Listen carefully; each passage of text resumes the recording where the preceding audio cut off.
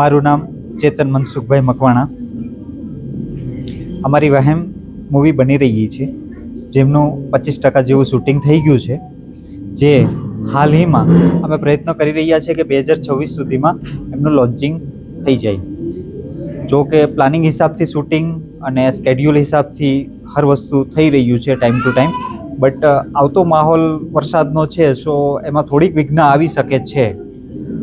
અને અમારી જે વહેમ મૂવી છે એ વહેમ મૂવી એક પ્રકારનો એક એવો વહેમ છે, એવો થોટ છે જે હરેકના જીવનમાં હર દિવસે ચાલતો રહેતો હોય છે, જે આવતા દિવસોમાં તમે મૂવી જોશો તો વધારે તમને ખ્યાલ આવશે.